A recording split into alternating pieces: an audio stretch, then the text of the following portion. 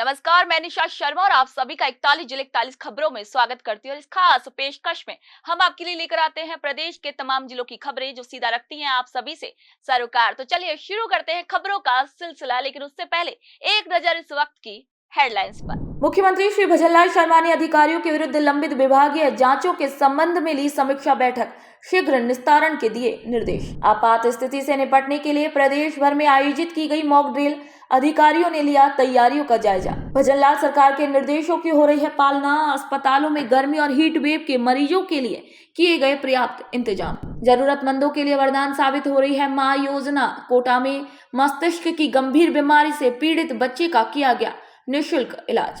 चलिए अब खबरों पर बात कर लेते हैं विस्तार से। मुख्यमंत्री श्री भजनलाल शर्मा ने अपने निवास पर राज्य सेवा के अधिकारियों के विरुद्ध अनुशासनात्मक कार्रवाई के विभागीय प्रकरणों, प्रारंभिक जांच, अभियोजन, स्वीकृतियों एवं धारा 17A के अंतर्गत लंबित प्रकरणों के संबंध में समीक्षा बैठक ली। इसी दौरान उपस्थित अधिकारियों को राज्य सरकार के भ्रष्टाचार के खिलाफ जीरो टॉलरेंस की नीति के अनुरूप लंबित प्रकरणों का शीघ्र निस्तारण करने, जांच प्रक्रिया में पारदर्शिता सुनिश्चित करने और समयबद्ध कार्यवाही सुनिश्चित करने हेतु निर्देशित किया। सीएम श्री शर्मा की नीतियों से स्पष्ट है कि भजनलाल सरकार आमजन को संवेदनशील, पारदर्शी और भ्रष्टाचार मुक्त सुशासन देने के लिए प्रतिबद्ध है। भारतीय सेना द्वारा पाकिस्तान में घुसकर आतंकियों के ठिकानों को तबाह करने के बाद बाड़मेर जिले में खुशी और उत्साह का माहौल देखने को मिला। कलेक्ट्रेट के सामने वकीलों और स्थानीय लोगों ने पटाखे फोड़े और भारत माता की जय और वंदे मातरम के नारे लगाए। लोगों ने कहा कि उन्हें केंद्र सरकार और सेना पर पूरा भरोसा है। इस एयर स्ट्राइक ने हर भारतीय को गर्व महसूस कराया है। साथ ही उन्होंने ये भी कहा कि बाड़मेर सीमावर्ती जिला है और यहाँ के लोग हर स्थिति में सेना के साथ खड़े हुए हैं। बॉर्डर इलाका यहाँ से पाकिस्तान बहुत नज़दीक है। बॉर्डर इलाके में अपन यहाँ पर रखते हैं। मोदी जी जब से प्रधानमंत्री बने हैं तब से मतलब ये पाकिस्तान ने जब भी छोटी मोटी कोई घटनाएं की है तो मोदी जी ने तुरंत उसका जवाब दिया है।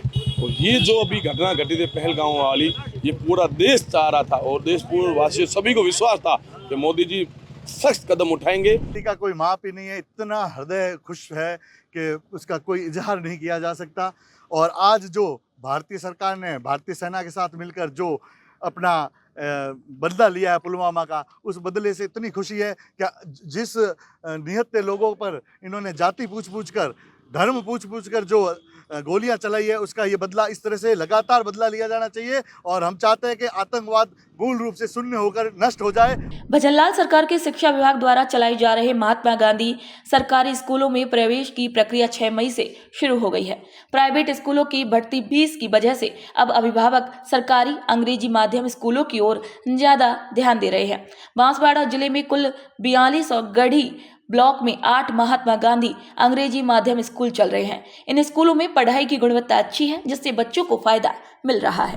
भजनलाल सरकार गर्मी और लू को लेकर सतर्क है, जिसके चलते बागीदौरा क्षेत्र के जिला अस्पतालों और प्राथमिक सामुदायिक स्वास्थ्य केंद्रों पर भी अच्छी व्यवस्थाएं की गई है। इसी तरह बागीदौरा के पशु चिकित्सालय में भी हीट वेव और अन्य बीमारियों से बचाव और टीकाकरण को लेकर जरूरी इंतजाम किए गए हैं। प्रथम श्रेणी पशु चिकित्सालय बागीदौरा के प्रभारी श्री यतीश बामनिया ने ये बताया कि सरकार के निर्देश पर यहाँ लाई गई पशुओं के लिए छाया और पानी की व्यवस्था की गई है। साथ ही गांव-गांव जाकर पशुपालकों को पशुओं की सही देखभाल, टीकाकरण और मंगला पशु बीमा योजना की भी जानकारी दी जा रही है। वर्तमान में सरकार की योजनाओं में हीट वेव को लेकर एडवाइजरी जारी की गई, जिसके अंदर किसी भी बीमार पशु पर आने पर उसको पानी पिलाना और उसके समुचित इलाज करना सरकारी दवाइयों से। इसके बाद वर्तमान में मंगला पशु बीमा योजना चल रही है, जिसके लिए हम गांव-गांव जाकर स्वास्थ्य प्रमाण पत्र जारी कर रहे हैं। उसके बाद टीकाकरण का कार्य भी चालू हो गया है, जिसमें मुख्यतया खुरपका मुहपका रोग का टीकाकरण चल रहा है। आने वाले दिनों में लंपी स्किन डिजीज को लेकर भी टीके आने वाले हैं और वो भी कार्य अभियान चलाया जाएगा। तेज गर्मी और लू को देखते हुए मुख्यमंत्री श्री भजनलाल शर्मा के निर्देश पर सभी अस्पतालों में खास इंतजाम किए जा रहे हैं। पीलीबंगा के सरकारी सामुदायिक स्वास्थ्य केंद्र में लू से पीड़ित मरीजों के लिए 5 बेड अलग से रखे गए हैं। अस्पताल में भर्ती मरीजों ने मुख्यमंत्री और अस्पताल प्रशासन का धन्यवाद किया। उन्होंने कहा कि यहाँ कूलर और ठंडे पानी की अच्छी व्यवस्था है, जिससे उन्हें गर्मी से राहत मिल रही है। साथ ही जरूरी दवाएं भी समय पर मिल रही हैं। हीट वेव के लिए राजस्थान सरकार ने कुछ दिशा निर्देश जारी किए हैं, जिसमें कि मरीजों के लिए ठंडे पानी की व्यवस्था, कूलर, वार्ड में कूलर होने चाहिए। इसके अकॉर्डिंग हमने वार्ड में 4 कूलर भी लगवा दिए हैं और पानी पीने की व्यवस्था है। बाहर प्याऊ भी बनवा दिया गया है। मरीजों के खड़े होने के लिए शेड भी लगवा दिया गया और 5 बेड हमने आरक्षित किए हैं। अगर कोई हीट वेव से अफेक्टेड होता है तो उसके लिए बेड रिजर्व हैं। और जैसे आगे कोई दिशा निर्देश अगर सरकार देती है तो हम उसको इम्प्लीमेंट करेंगे। बरसात में गांवों की सड़कें अक्सर नदी नालों के कारण कट जाती थी। पहले छोटी छोटी रपटों पर पानी ओवरफ्लो होने से गांव की आवाजाही तक रुक जाती थी। इसी को लेकर भजनलाल सरकार ने एक अहम फैसला लिया। अब इन रपटों की जगह पक्के पुल बनाए जा रहे हैं। झाडोल विधानसभा क्षेत्र में करोड़ों रुपए की लागत से कई जगह पुलिया निर्माण का काम हो रहा है, ताकि बरसात में चाहे जितना भी पानी आए गांवों की कनेक्टिविटी बनी रहे। झाडोल क्षेत्र में बिपरजॉय तूफान और भारी बारिश से जो पुलिया टूट गई थी, उनकी मरम्मत और नए पुल बनाने के लिए सरकार ने खास बजट दिया। इसी योजना के तहत राजस्थान सरकार रोईमाला से बिरोठी को जोड़ने वाले रास्ते पर 70 मीटर लंबा एक बड़ा पुल बना रही है, जिसकी लागत 10 करोड़ रुपए है। देखिए, छोटी रपटें होती थी, बरसात के समय लोग परेशान होते थे। जब पानी आ जाता था तो लोग इधर के उधर अटक जाते थे, दूसरे अटक जाते थे, वो जा नहीं पाते थे। कई लोगों की अकाल मौत हो गई क्योंकि पानी की वजह से बह करके चले गए, जिनकी जानें चली गई। सरकार की मंशा है कि ये घटनाएं न हो और जनता की सुविधा को बनाए रखने के लिए जनता को दुविधा न हो, तकलीफ न हो, इसके लिए सरकार ने जहाँ जहाँ रपटें थी वहाँ पर बड़े पुलिया दे करके उन लोगों की सुविधा के लिए काम किया। ये हमारी भारतीय जनता पार्टी सरकार की ये मंशा है, क्योंकि किसी पब्लिक की तकलीफ न हो उसको देखते हुए। उपखंड क्षेत्र के अधीन राजस्थान सरकार द्वारा बिपरजॉय योजना के अंतर्गत लगभग 1 दर्जन पुलों की स्वीकृति जारी की गई है। इन पुलों के निर्माण से आम जन को वर्षा काल में आवागमन की सुविधा मिलेगी, जो कि सरकार की मंशा अनुसार सुरक्षित एवं सुगम रहेगी। बढ़िया काम हो रहा है, हमारे को रोज़गार मिल रहा है, लेबर को रोज़गार मिल रहा है, लोकल को यहाँ पे रोज़गार मिल रहा है और गांव वालों को बहुत फ़ायदा होगा। आने वाले टाइम में 3 महीने तक यहाँ पे रास्ता बंद हो जाता था, तो उससे गांव वालों को सुविधा मिली है। सरकार की तरफ से मॉनिटरिंग कैसे की जा रही है पुल की? अधिकारी आते रहते हैं, चेक करते रहते हैं, बार बार डेली जेएन साहब आके यहाँ पे चेक करते हैं, विजिट करते रहते हैं, काम कैसा चल रहा है, क्वालिटी मेंटेन हो रही है, नहीं हो रही है, सारी चीज़ें उनकी देख रेख में हो रही है। कहीं न कहीं आपको क्या लगता है सरकार की क्या मंशा है इन पुलिया और सड़कों निर्माण को लेकर? गाँव को डेवलपमेंट में लेके जा रहे हैं, मतलब डेवलप हो रहे हैं गाँव, और यही चीज़ें हैं, मतलब गाँव विकास की ओर अग्रसर है। ये पहले पुल बन रहा था, इससे पानी भरा था, अभी बड़ा बन रहा है तो थोड़ा ठीक रहेगा। आमीवाड़ा, डाला, तुड़गढ़, उपला तुड़गढ़, आमलिया, उपला डाला, आमीवाड़ा, मुंडखोसिया, ये गोड़ी मारी तो चलेगा। इनसे फ़ायदा मिलेगा, गाँव जवान का थोड़ा ठीक रहेगा। आसपास के लोगों का कोई बारिश के अंदर में जाना है, आना है, बहुत फ़ायदा है। कोई डिलीवरी है रुक जाती है बारिश के टाइम में तो कहाँ जावे। सुजस की टीम पहुंची आज मुंडकोसिया गांव में। 1 करोड़ 80 लाख की लागत से आप देख सकते हैं मेरे पीछे जो पुल बन रहा है, इस पुल से आसपास के करीब 2 दर्जन से ज़्यादा गांवों को इसका फ़ायदा मिलेगा। यहाँ से जब हमने ग्रामीणों से बात करी तो उनकी बहुत बड़ी गंभीर समस्या थी कि यहाँ पर पानी का फ्लो आने के बाद आसपास के करीब 2 दर्जन गाँव का यहाँ से कनेक्टिविटी कट जाती थी। ग्रामीणों को यहीं पर अपने वाहनों को छोड़ के पैदल जाना पड़ता था। डिलीवरी जैसे जो गंभीर समस्या होती थी उस समय उन्हें कई बार समस्या का सामना करना पड़ रहा था। पिछले 5 साल से यहाँ पर इस पुल के निर्माण की बात चल रही थी, लेकिन इससे पूर्व की जो सरकार ने इस ओर ध्यान नहीं दिया। माननीय भजनलाल शर्मा की जो सरकार आई, उन्होंने इस पुल के लिए हाथों हाथ ये बजट स्वीकृत किया और आप देख सकते हैं काम शुरू हो गया है। और हमने जब इनसे यहाँ के जो कंस्ट्रक्शन कंपनी के जो अधिकारी है, जब हमने इनसे बात करी तो इनका कहना है कि उनकी पूरी कोशिश रहेगी ये 1 से 1.5 महीने में इस पुल को कंप्लीट कर दे, ताकि इस आने वाले मानसून में यहाँ के ग्रामीणों को कोई समस्या का सामना नहीं करना पड़े। सुजय से मैं हूँ पवन लोहार। जिला कलेक्टर डॉक्टर अमृत यादव ने भरतपुर जिले के उज्जैन उपखंड के पिचुना गांव में रात्रि चौपाल लगाकर ग्रामीणों की परेशानियां सुनी। गांव के लोगों ने पानी, सड़क और अन्य परेशानियों के बारे में बताया। इस पर कलेक्टर ने तुरंत अधिकारियों को समाधान के निर्देश दिए। चौपाल में 20 से ज्यादा शिकायतें आईं।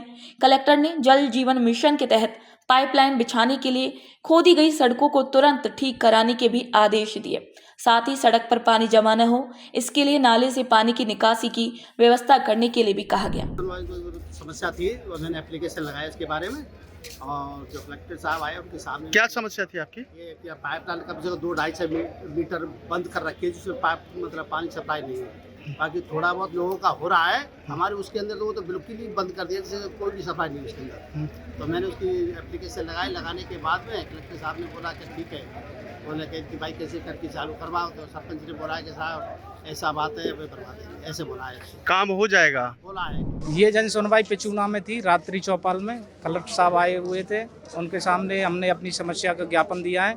हमारे जो फतेहपुर से नंगला खड़ैया के लिए जो रास्ता था वो आधा रिकॉर्ड में दर्ज है, आधा नहीं है, और बहुत गहरा है। उसमें क्या है, इधर खेती बाड़ी के लिए कर्या पानी में होकर निकलना पड़ता है, बरसात में ज़्यादा परेशानी हुई है। क्या कहा कलेक्टर साहब ने कहा है, एसडीएम साहब के लिए निर्देश दिए हैं कि वो रास्ता रिकॉर्ड में दर्ज करा के और नरेगा डलवाई जाए, वहाँ पे उन्होंने आश्वासन दिया है। डीडवाना में भजनलाल सरकार की योजनाओं की प्रगति की समीक्षा के लिए एक बैठक हुई है। ये बैठक जिला कलेक्टर श्री पुखराज हुसैन की अध्यक्षता में जिला कलेक्टर सभागार में आयोजित की गई। कलेक्टर ने सभी उपखंड अधिकारियों को निर्देश दिए कि गांव-गांव जाकर फॉलो अप शिविर लगाएं और जिन किसानों का रजिस्ट्रेशन अब तक नहीं हुआ है उनका नाम फार्मर रजिस्ट्री में शामिल करें। साथ ही रास्ता खोलो अभियान में जरूरी प्रगति सुनिश्चित करने के लिए भी कहा गया। डूंगरपुर जिले के आसपुर ब्लॉक में राजकीय स्कूलों में नामांकन बढ़ाने के लिए नवाचार नवदृष्टि कार्यक्रम की शुरुआत की गई। ये कार्यक्रम रोडेवाला गांव के सरकारी स्कूल में हुआ, जिसमें मुख्य ब्लॉक शिक्षा अधिकारी श्री नारायण लाल जागोटिया मुख्य अतिथि और एसबीओ श्री तेज सिंह चुंडावत विशिष्ट अतिथि थे। इस कार्यक्रम की शुरुआत नवदृष्टि मिशन और उसमें शिक्षकों की भूमिका पर एक दिवसीय कार्यशाला से हुई। इसमें पुंजपुर क्षेत्र के चुने गए 65 शिक्षकों को नवदृष्टि एम्बेसडर के रूप में प्रशिक्षण किया गया। ब्लॉक आसपुर के शिक्षकों में कर्तव्य बोध को बढ़ाते हुए, उनकी ऊर्जा को बाहर निकालते हुए किस तरह वो बालकों के साथ में पाठ्य सहगामी क्रियाएं और खेलकूद गतिविधियों का आयोजन करें, जिससे कि बच्चों का शिक्षक के साथ और समुदाय के साथ जुड़ाव बढ़े, जिससे कि विद्यालय का नामांकन बढ़े। इस तरह की अवधारणा को लेकर हम लोगों ने विद्यालय में एक कार्यक्रम ब्लॉक आसपुर के 70 अध्यापकों के साथ किया है। पहलगाम में हुए आतंकी हमले के बाद भजनलाल सरकार आंतरिक सुरक्षा को लेकर सतर्क हो गई है। इसी के तहत बीकानेर के धोबी तलाई में पुलिस द्वारा किराएदार की जांच के लिए सर्च ऑपरेशन चलाया गया। यह अभियान सुबह 10 बजे से दोपहर 1 बजे तक चला, जिसमें थाना प्रभारी और अन्य पुलिस अधिकारियों ने घर घर जाकर बाहर से आकर रह रहे लोगों से पूछताछ की। पुलिस ने Aadhaar card, voter ID, ration card जैसे दस्तावेजों की जांच की। जिन लोगों की जानकारी पूरी नहीं थी उन्हें थाने बुलाया गया और इसी अभियान में महिला पुलिसकर्मी भी बड़ी संख्या में शामिल रही। सीएम श्री भजनलाल शर्मा की मुख्यमंत्री आयुष्मान आरोग्य योजना छोटे बच्चों के लिए वरदान साबित हो रही है। इस योजना के तहत बच्चों का इलाज पूरी तरीके से निःशुल्क किया जा रहा है और सारा खर्च सरकार उठा रही है। कोटा में फिर से एक बच्चे के मस्तिष्क की गंभीर बीमारी का इलाज निःशुल्क किया गया। MBS अस्पताल की न्यूरो सर्जरी टीम ने इस इलाज को सफलतापूर्वक किया। बच्चे के परिवार ने मुख्यमंत्री श्री भजनलाल शर्मा और डॉक्टरों की टीम का आभार जताया है। भवानी मंडी का निवासी वंश नाम का जो बच्चा है, वो 4 साल की उम्र है। उसके सर में दर्द, उल्टी और कम दिखने की परेशानी लेकर के वो JK लोन में आया था। JK लोन में CT स्कैन कराया तो उसको हाइड्रोसेफलस दिखा, तो डॉक्टरों ने रेफरेंस कराने के लिए न्यूरोसर्जरी विभाग में उसको भिजवाया। हम लोगों ने उसको ट्रांसफर लिया। ट्रांसफर लेकर के उसको पहले शंट का ऑपरेशन किया। शंट के ऑपरेशन के बाद पानी का दबाव थोड़ा कम हुआ, प्रेशर कम हुआ दिमाग का। उसके बाद पोस्टीरियर फोसा में जो ट्यूमर था उसको निकाला, जो कि संभवतः मेडुलोब्लास्टोमा है। छोटी उम्र में इतना बड़ा ट्यूमर निकालना बड़ा रिस्की रहता है, पर बच्चा अभी बिल्कुल स्वस्थ है, खुश है। टाँके निकाल दिए हैं और उसको छुट्टी के लिए हम प्लान कर रहे हैं। बायोप्सी की जाँच उसकी पैथोलॉजी विभाग में भिजवाई है। बच्चे का जो दोनों ऑपरेशन है पूर्णतः निःशुल्क हुए हैं। मुख्यमंत्री चिरंजीवी स्वास्थ्य बीमा योजना, आयुष्मान जो योजना है, उसके अंतर्गत उसका इलाज बिल्कुल निःशुल्क हुआ है। कठुमर के SDM श्री श्याम सुंदर चैतीवाल ने खेडली के उपजिला अस्पताल का दौरा किया। उन्होंने इमरजेंसी स्थिति में अस्पताल की तैयारियों का जायजा लिया और मरीजों के वार्ड, ऑक्सीजन और दवाइयों की उपलब्धता के बारे में PMO डॉक्टर अंकित जेटली से जानकारी ली। साथ ही मौसमी बीमारियों को ध्यान में रखते हुए BCMO डॉक्टर अमरदीप गुर्जर और डॉक्टर जेटली को जरूरी निर्देश भी दिए। बीमारियां और वर्तमान में जो हीट वेव और स्ट्रोक के निर्देश माननीय जिला कलेक्टर महोदय द्वारा दिए गए थे, उसके क्रम में आज खेडली जिला अस्पताल का निरीक्षण किया गया। PMO साहब और बाकी सभी डॉक्टर साहिबान ने यहाँ व्यवस्था सुचारू रूप से संचालित कर रखी और बाकी की जो फ्लूइड्स और निर्धारित दवाएं हैं उनकी पर्याप्त मात्रा में आपूर्ति जिला अस्पताल को उपलब्ध है। क्या देश में जो आज की तारीख में जो परिस्थिति है उनको लेकर भी, एक मार्केट को लेकर भी ये आपकी निरीक्षण माना जाता है? बिल्कुल, जिला अस्पताल के जो प्रभारी अधिकारी हैं उनको मॉक ड्रिल के संबंध में सुबह माननीय जिला कलेक्टर महोदय द्वारा एक यूसी का आयोजन किया गया था। उसी में हमने संबंधित जो भी ब्लॉक स्तरीय अधिकारी हैं उनको संबंधित दिशा निर्देश है वो जारी कर दिए। सरदार शहर के सरकारी उपजिला अस्पताल में कैंसर के मरीज का सफल ऑपरेशन मुख्यमंत्री आयुष्मान आरोग्य योजना के तहत किया गया। इससे मरीज का इलाज सरकारी अस्पताल में निःशुल्क हो गया और उसे लाखों रुपए खर्च भी नहीं करने पड़े। डॉक्टर राठौड़ ने बताया कि रतनगढ़ के रहने वाले 35 वर्षीय हसन अली पिछले 7-8 महीनों से जीभ के कैंसर से परेशान थे। अब ऑपरेशन के बाद उनकी हालत बेहतर है। इसी अवसर पर उन्होंने मुख्यमंत्री श्री भजनलाल शर्मा को धन्यवाद देते हुए कहा कि ये योजना बेहद अच्छी है। उनकी इस योजना के चलते हम जैसे लोग अपना इलाज करवा पाते हैं। मामला था और किस तरह से राहत है? वो एक 35 ईयर मेल पेशेंट था, हसन अली नाम से, रतनगढ़ का पेशेंट था। लास्ट के 7-8 महीने से जीभ के कैंसर से वो परेशान था। 4-5 दिन पहले उन्होंने मेरे को दिखाया था, तो उसकी रिगार्डिंग MRI करवाई हमने, बायोप्सी की जांच करवाई, उसमें कैंसर निकला। फिर घर वालों को उनको बताया। उसके बाद इसी शनिवार को उनका अपने जो मेडिकल टर्मिनोलॉजी में उसको wide local excision of CA left lateral border of tongue along with supraomohyoid neck dissection नाम से, या सिंपल भाषा में कमांडो सर्जरी बोलते हैं उसको, वो ऑपरेशन किया गया। प्राइवेट हॉस्पिटल में ये ऑपरेशन होता तो लगभग उसका 1.5 लाख का खर्चा था। माँ योजना के अंतर्गत फ्री ऑफ कॉस्ट हुआ है। पेशेंट अभी एकदम स्वस्थ है। किस प्रकार की राहत मिल रही है इस योजना से? ये अभी इन लास्ट के 1 महीने में हमने 4 ऑपरेशन कर दिए। 2 कैंसर के किए थे, 2 थायराइड के किए थे। बाकी यहाँ पे दूरबीन से भी ऑपरेशन की सुविधा है, नाक के, कान के, गले की, सब फ्री ऑफ कॉस्ट ऑपरेशन हो रहे हैं। तो कोई अन्य खर्चा लगता है? कोई खर्चा नहीं लगता। रहने खाने का खाना भी पेशेंट का फ्री मिलता है। एक अटेंडेंट उसको फ्री मिलता है। वार्ड में सब कुछ फ्री है। दवाई कोई खर्चा नहीं लगता, free of, totally free of cost होता है। रतनगढ़ से काफ़ी दिनों से उनके गले की कैंसर के पेशेंट थे, जिसके जीभ और गले में कैंसर थी, तो उनकी सर्जरी भी की गई। हसन अली नाम के 35 ईयर ओल्ड पेशेंट थे रतनगढ़ चुरू से, जिनके नेक डिसेक्शन किया गया, वाइड लोकल डिसेक्शन विद ये नेक डिसेक्शन होता है, जिसमें कमांडो सर्जरी की तरह पूरे गले की और जीभ और नीचे से काट के उसे कैंसर से निजात दिलाई गई। सर, किस प्रकार की योजना है जिससे मरीज लाभ? बिल्कुल, माँ योजना एक बहुत ही जीवनदायी योजना है गरीब मरीजों के लिए, जिनके पास पैसे नहीं होते थे। वो आप देख रहे हो, पहले उनको इस तरह के कंडीशन में या तो अपने ज़मीन घर बेचने पड़ते थे या वो उनको मरना पड़ता था, पर अब सब कुछ इस योजना के तहत निःशुल्क है। और सरदार शहर जैसी छोटी जगह पर ही उप जिला चिकित्सालय में भी इस तरह की मेजर सर्जरी हो रही, तो बहुत ही अच्छी बात है। क्या अपील करेंगे सर? बहुत बिल्कुल, सभी ऐसे पेशेंट जो अफोर्डेबल नहीं है, जो नहीं जा सकते, तो इस तरह के लोगों को हॉस्पिटल में आना चाहिए। आते भी हैं, तो यहाँ इस तरह की सारी सर्जरियाँ फ्री हो रही हैं। ये मेरे छोटे भाई है और उसके जीभ के ऊपर कैंसर थी। मैंने कैंसर के लिए बीकानेर, जयपुर, फतेहपुर सारे उसकी जांच की थी। जांच के बाद मैंने डॉक्टर प्राइवेट वाला बोला खर्चा बताया था, इतने में एक खर्चे के लिए मैं सक्षम नहीं था। तो मैंने डॉक्टर लोकेंद्र सिंह जी का वीडियो देखा है फेसबुक पे। वो वीडियो देख के मैंने डॉक्टर साहब से मिला। उसके बाद डॉक्टर साहब ने मेरे को संतुष्ट किया, जांच वगैरह करा के अपना इलाज निःशुल्क हो जाएगा, बिना खर्चे, बिना पैसे, बिना। तो आज शनिवार को मेरे भाई का ऑपरेशन हुआ था और वो एकदम बढ़िया तरीके से ऑपरेशन हो गया।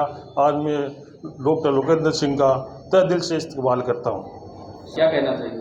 मैं ये कहना चाहता हूँ कि मेरे मतलब ये उसमें सरदार शहर की उप जिला अस्पताल, सरकारी अस्पताल में मेरा निःशुल्क इलाज हुआ, बिना पैसा, बिना इलाज, ऑपरेशन हुआ है, बिना दवाई भी मेरे को बिना पैसा बिना मिला है। मैं मुख्यमंत्री जी का तहे दिल से इस्तेमाल करता हूँ कि उन्होंने ये योजना चालू की। इस योजना से मैं मेरे भाई का इलाज करा चुका था कि हम लोग गरीब आदमी हैं, रेड़ा गाड़ी बात है, हमारे पास इतना पैसा कहाँ से आता है। और तो मैं तहे दिल से मुख्यमंत्री जी का भी धन्यवाद देना चाहता हूँ, उनको भी इस्तेकबाल करना चाहता हूँ। दिनों से देख रहे हैं कि बड़े बड़े, चाहे कैंसर के ऑपरेशन हो या और भी बड़े बड़े ऑपरेशन हैं, वो अपने सरकारी अस्पताल में हो रहे हैं। उसमें मुख्यमंत्री योजना के अंतर्गत जैसे कैंसर का ऑपरेशन सुनने में आया, कल ही हुआ है अपने अस्पताल में, और अपने भजनलाल सरकार पीएम फंड के भी जो ऑपरेशन हो रहे हैं, इसके अंदर मुख्यमंत्री आयुष्मान आरोग्य योजना के अंतर्गत भी बहुत सारे ऑपरेशन 25 लाख रुपए तक के निःशुल्क इलाज अपने उप जिला अस्पताल में यहाँ सरदार सर में हो रहे हैं। ये बड़ी खुशी की बात है अपने लिए, और धीरे धीरे इस अस्पताल में सुविधाएं बढ़ रही है। मुख्यमंत्री श्री भजनलाल शर्मा की जन कल्याणकारी योजनाओं को आम जनता तक पहुंचाने के लिए वेर के एसडीएम श्री सचिन यादव ने हलेना क्षेत्र का निरीक्षण किया। उन्होंने ग्राम पंचायत मुख्यालय हलेना, सरकारी उच्च माध्यमिक विद्यालय, सामुदायिक स्वास्थ्य केंद्र, आंगनवाड़ी केंद्र 1 हलेना और आंगनवाड़ी केंद्र 2 नटुका नगला का दौरा किया। इसी दौरान एसडीएम ने जिम्मेदार अधिकारियों को जरूरी निर्देश दिए और सरकार की योजनाओं को हर व्यक्ति तक पहुंचाने के लिए भी कहा। भजनलाल सरकार के निर्देशों के तहत आम लोगों को योजनाओं का पूरा लाभ मिले, इसके लिए अतिरिक्त संभागीय आयुक्त श्री कमल सिंह ने वेर में चल रहे श्री अन्नपूर्णा रसोई घरों का निरीक्षण किया। इसी निरीक्षण के दौरान उन्होंने साफ सफाई सुधारने और योजना का प्रचार प्रसार बढ़ाने के लिए भी निर्देश दिए। अलवर ग्रामीण क्षेत्र में भजनलाल सरकार द्वारा चलाई जा रही कृषि से जुड़ी योजनाएं किसानों के लिए बेहद फायदेमंद साबित हो रही हैं। खासकर खेतों की तारबंदी योजना में किसानों को बड़ा लाभ मिला है। इससे पहले इस योजना का फायदा उठाने के लिए किसान के पास कम से कम 6 बीघा जमीन होना जरूरी था, लेकिन अब राजस्थान सरकार ने ये सीमा घटाकर 2 बीघा कर दी है। अब जिन किसानों के पास 2 बीघा जमीन है, उन्हें भी तारबंदी के लिए सरकारी सहायता मिल रही है। इससे किसानों में खुशी का माहौल है। द्वारा पशुओं से फसलों को नुकसान पहुंचाने के लिए, नुकसान से बचाने के लिए अपन को तारबंदी का ऑप्शन एक बहुत अच्छा ऑप्शन मिला है। पहले अपन को 6 बीघे पर एक कम से कम होना ज़रूरी था, ग्रुप में या अकेले का, लेकिन अब उसको 2 बीघे कर दिया गया है। इसमें अगर सामूहिक रूप से करेंगे तो इकोनॉमिकली भी फ़ायदा रहेगा। वो टुकड़ों में कर अकेला कोई पड़ोसी में तैयार नहीं हो पा रहा है, तो अपना 2 बीघे का कम से कम एरिया चाहिए, उसमें तारबंदी करना है। तो सर मतलब लघु सीमांत कितना पैसा मिलता है उसमें? छोटे किसान जैसे लघु सीमांत तो उनको लंबाई के हिसाब से 120 मीटर और मैक्सिमम एक किसान को 400 मीटर पर 48,000 रुपये का अनुदान है, और बड़े किसानों को 40,000 तक अनुदान है। एक किसान 400 मीटर तक एक जगह होती है तो एक जगह करा ले, या 400 मीटर के लिए, या 400 मीटर अगर उसने 200 मीटर यहाँ कर लिया है और बाई द उसको 200 मीटर फिर भी बची हुई है, अगर उसकी दूसरी जगह कोई ज़मीन है तो वो 200 मीटर तक अनुदान दूसरी जगह भी जाके ले सकता है, इस तरह का। और ये बहुत बढ़िया ऑप्शन है। इस टाइम खेत भी किसानों के खाली हैं, तो मैं तो ये कहता हूँ इस समय अधिकतम करवा लें। अपने नियर बाई सुपरवाइजर से लगे हुए हैं, उनसे संपर्क कर लें। उमरना में बैठता हूँ। श्रीगंगानगर जिले के सूरतगढ़ उपजिला अस्पताल में मुख्यमंत्री आयुष्मान आरोग्य योजना के तहत लगातार सुधार किए जा रहे हैं। दांतों के इलाज के लिए पुराने जमाने की मशीन को हटाकर नई तकनीक वाली मशीन लगाई गई। दंत चिकित्सा विभाग के डॉक्टर सुभाष महर्षि ने बताया कि अब मरीजों को नई मशीन से एक्सरे की सुविधा भी मिलेगी और इलाज पहले से ज़्यादा आसान और बेहतर हो गया है। इससे मरीजों को काफ़ी फायदा भी हो रहा है। काफ़ी पिछले 6 महीने से अपने डेंटल चेयर खराब थी, तो हम काफ़ी समय से प्रयास कर रहे थे कि कहीं से भी हमें डेंटल चेयर चाहे गवर्नमेंट से आए चाहे प्राइवेट से आए, तो श्री सीमेंट ने जो है एक हमें डेंटल चेयर बेस्ट मॉडल की डिलाइट मॉडल जो सबसे बढ़िया मॉडल होता है वो डोनेट किया। इस वजह से जो अपने आने वाले टाइम में जो पेशेंट्स हैं उनको काफ़ी रिलीफ मिलेगा, और भी बाकी सामान जो है वो भी सरकार की तरफ से अपने पास यहाँ आने वाला है, जिससे गंगानगर जिले में शायद मेरे ख्याल से सबसे ज़्यादा अपडेट जो डेंटल डिपार्टमेंट है सूरत CHC में। आज अपने जो कोविड के समय ब्लॉक पब्लिक हेल्थ यूनिट का बजट सैंक्शन हुआ था लगभग 50 लाख रुपए का, उसमें एक लेबोरेटरी की बिल्डिंग नई बननी थी। वो बिल्डिंग लगभग बनकर तैयार हो गई और आज हमने उसमें काम शुरू कर दिया है। पहले जो लेबोरेटरी चल रही थी उसमें स्पेस काफ़ी कम था, जिससे सारा अव्यवस्थित रहता था काम। अब व्यवस्थित ढंग से जो है सही काम चलेगा और मरीजों को सही समय पर जांच की रिपोर्ट वगैरह सही तरीके से मिल जाएगी। तो आज उसमें हमने शुरू कर दिया है काम, और उसमें ऊपर जो पोर्शन बना हुआ है उसमें अभी एक VC जो स्टेट लेवल से VC वगैरह के लिए बनना है, वो पोर्शन अभी बाकी है, उसमें काम होना है, अभी 3-4 दिन में हो जाएगा। एक अभी डायलिसिस यूनिट का लगभग काम सब पूरा है, और स्टेट से एक NGO से MOU भी हो गया है। अब स्टेट से उस NGO की तरफ से 2 टेक्नीशियन आने हैं। अभी टेक्नीशियन आने के बाद डायलिसिस का काम भी जल्दी शुरू करवा दिया जाएगा, जिससे आम जनता को काफ़ी राहत मिलेगी। डायलिसिस बिल्कुल फ्री ऑफ कॉस्ट होगा, जिसके हज़ारों रुपये बाहर लगते हैं, तो तो उसका बेनिफिट आम जनता को मिलेगा। मुख्यमंत्री श्री भजनलाल शर्मा की अगुवाई में राजस्थान में चल रही राष्ट्रीय पशुधन मिशन योजना अब पशुपालकों और किसानों के लिए आर्थिक तरक्की और आत्मनिर्भरता का मजबूत सहारा बन रही है। बाड़मेर जिले के झांक गांव के रहने वाले डॉक्टर देवाराम ने इस योजना के तहत बकरी पालन में बड़ी सफलता हासिल की है। उनका 1 करोड़ रुपए का प्रोजेक्ट मंजूर हुआ, जिसमें सरकार ने 50 लाख रुपए की सब्सिडी दी। आज वे 525 उन्नत नस्ल की बकरियों का पालन कर रहे हैं और इससे न सिर्फ अच्छी कमाई कर रहे हैं बल्कि दूसरे पशुपालकों को भी प्रेरित कर रहे हैं। राष्ट्रीय पशुधन मिशन जो भारत सरकार की स्कीम है, उस स्कीम के तहत मैं राजस्थान का दूसरा बेनिफिशियरी हूँ और मेरे पास में 500 + 25 बकरियां इस वक्त हैं और मेरा टोटली जो सरकार से ये प्रोजेक्ट है वो 1 करोड़ का सैंक्शन हुआ था, जिसमें 50 लाख रुपए तक के अनुदान है वो इसके अंदर प्रोविज़न किया गया है। और मेरे द्वारा वर्तमान में सिरोही, सोजत और मारवाड़ी नस्ल की बकरियों को पाला जा रहा है और इसके अलावा अन्य जो किसान भाई हैं उनको भी इस योजना को लेकर के प्रचार करना और लाभान्वित करने को लेकर के प्रयास कर रहा हूँ। गर्मी के इस मौसम में मुख्यमंत्री श्री भजनलाल शर्मा की अगुवाई में राजस्थान सरकार ये ध्यान रख रही है कि लोगों को बिजली से जुड़ी कोई परेशानी न हो। बयाना कस्बे में बिजली की परेशानी को तुरंत ठीक करने के लिए फॉल्ट रेक्टिफिकेशन टीम पूरी मेहनत से काम कर रही है। टीम के लाइनमैन श्री हरविंदर सिंह ने बताया कि ये टीम दिन रात चाहे तेज गर्मी हो या बारिश हर समय तैयार रहती है। उपभोक्ताओं की बिजली से जुड़ी हर छोटी बड़ी शिकायत का भी तुरंत समाधान किया जाता है। सरकार की अधीन एक पार्टी नाम से जो लगी है हर सिटी में, और उसके लिए कंप्लेन कराने के लिए एक तो यहाँ आके बिजली घर में और अपना शिकायत स्थापित है, यहाँ पे कोई भी कंज्यूमर आके अपना शिकायत करा सकता है। दूसरी ऑनलाइन है जिसपे आप एक नंबर है पार्टी में अपना, ये नंबर है अपना पार्टी का। एक दूसरा है 18 से 180 6507, उसके माध्यम से भी हम शिकायत करा सकते हैं, कोई भी कंज्यूमर करा सकता है। और वो जो शिकायत दर्ज हो जाती है तो वो हमारे पास अपने सिस्टम पे आ जाती है, उसको हम नोट करके और जल्दी से जल्दी किसी भी कंज्यूमर की जो भी शिकायत है उसको हम पूरी तरह से जल्दी उसको सॉल्व करने की कोशिश करते हैं। हमारी टीम पूरे राजस्थान में जगह जगह अपनी सभी सिटी और सभी ग्रामीण सिस्टम है और कंज्यूमर को बहुत अच्छा रिस्पॉन्स भी मिल रहा है, बहुत अच्छी सेवा है। राजस्थान सरकार के द्वारा बहुत अच्छी सेवा चालू की है, जिससे भी कंज्यूमर को बहुत सुविधा होती है और अपने बेरोजगार भी रोजगार मिलता है इसी माध्यम से। पाकिस्तान में आतंकियों के ठिकानों पर भारतीय सेना की एयर स्ट्राइक के बाद झुंझुनू के पूर्व सैनिक बहुत खुश हैं। उन्होंने कहा कि उन्हें ऐसे ही जवाबी हमले की उम्मीद थी। पूर्व सैनिकों ने प्रधानमंत्री, तीनों सेनाओं के प्रमुखों और खासकर राष्ट्रीय सुरक्षा सलाहकार का धन्यवाद किया, जिनके नेतृत्व में सेना ने दुश्मनों को उनके घर में घुसकर सबक सिखाया और पहलगाम हमले का बदला लिया। उन्होंने ये भी कहा कि झुंझुनू के पूर्व सैनिक हर स्थिति में देश के लिए लड़ने को तैयार हैं।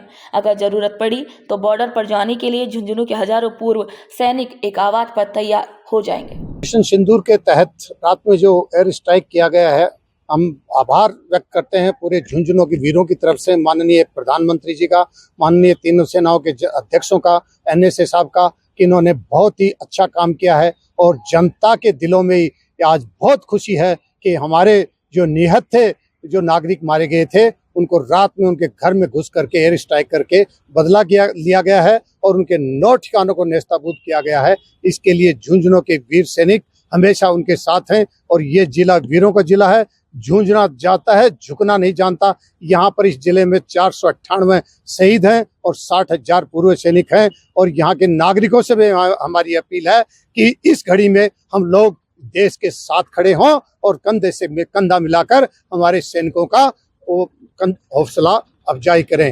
हमारी पीढ़ियां, मेरा पिताजी सेकेंड वर्ल्ड वॉर में 1971 के अंदर लड़ाई लड़ी, मैं 1975 से सेना के अंदर, मेरा बेटा सेना के अंदर और मेरा पोता भी NDA की तैयारी कर रहा है। 4 पीढ़ियां हम लोग इस देश के लिए काम किया है। तो आज हमारा मन प्रफुल्ल हो गया है कि देश ने बहुत अच्छा काम किया है और झुंझुनू के लिए तो बहुत ही, क्योंकि यहाँ का वाक्य है, वीर भोग्य वसुंधरा, जाट बलवान जय भगवान, जैसे जाट रेजिमेंट के, राज राइफल के ये नारे भी हैं, बहुत ही बुलंद नारे हैं। और इसलिए हम सभी जो सैनिक बॉर्डर के ऊपर हैं उनको हम लोग हाथ उठा करके और उनके लिए भारत माता की जय हिंद का नारा बुलंद करे हैं। हमने पहलगाम का बदला लिया है, उसके लिए बहुत खुश है। सुबह से लेकर अभी तक फोनों पर चर्चाएं चल रही हैं और मैं तो धन्यवाद देना चाहता हूँ हमारे प्रधानमंत्री जी को, नरेंद्र जी मोदी जी को, कि उन्होंने जो थोड़े समय के अंदर हमें विश्वास था कि ऐसा होगा। और हमारे तीनों सेनाओं के जनरलों अध्यक्षों को धन्यवाद देना चाहता हूँ, अनिल साहब को धन्यवाद देना चाहता हूँ। और झुंझुनू तो एक बहुत बड़ी शक्ति है। अब सबसे ज़्यादा भारत में शहीद हैं, सबसे ज़्यादा हमारे सैनिक देने वाली ये मातृभूमि है। झुंझुनू कभी झुकता नहीं, झुंझुनू हमेशा अग्रणी रहता है। हमारी सारी सेनाओं के दर्जे, थल सेना, नेवी, एयरफोर्स, सबके अंदर सबसे ज़्यादा झुंझुनू के जवान पाए जाते हैं। और मैं मेरे परिवार की हिस्ट्री बताता हूँ। मेरे पिताजी सेकंड वर्ल्ड वॉर में थे। मेरा जो बड़ा भाई है वो 65 और 71 की लड़ाई में था। मैं चारों लड़ाइयों में थे। मेरे बेटे दोनों सेना में हैं और मेरी पोती पोता आजकल मिलिट्री स्कूल के अंदर सेना में जाने के लिए तैयारी कर रहे हैं। इसलिए मैं ही नहीं, पूरे झुंझुनू जिले के कोई भी गांव हो, उनकी यही है कि हर 4 पीढ़ी, 5 पीढ़ी, 3 पीढ़ी, 2 पीढ़ी सेना में जाकर आई है। भजनलाल सरकार ने ग्रामीण इलाकों में प्लास्टिक और डिस्पोजल के इस्तेमाल को कम करने के लिए एक शानदार योजना शुरू की। इस योजना के तहत हर ग्राम पंचायत में बर्तन बैंक बनाए जा रहे हैं, जहां लोगों को स्टील के बर्तन उपलब्ध कराए जाएंगे। इसी योजना के तहत बागीदौरा पंचायत समिति की ग्राम पंचायत नौगामा में बर्तन बैंक की शुरुआत की गई। इस कार्यक्रम की अध्यक्षता प्रशासक श्री नरेश परमार ने की। प्रशासक श्री परमार ने लोगों को बर्तन बैंक के फायदे बताए और इस योजना को राज्य सरकार की एक बेहतरीन पहल भी बताया। भजनलाल सरकार की कार्यशैली के चलते अजमेर डिस्कॉम अब परेशानी और शिकायतों से लगभग मुक्त होते जा रहा है। अजमेर डिस्कॉम के अधिशासी अभियंता श्री महेश कुमार टीबड़ा हर महीने जनसुनवाई करते हैं। इस बार की जनसुनवाई में पूरे दिन में सिर्फ 3 शिकायतें ही सामने आई।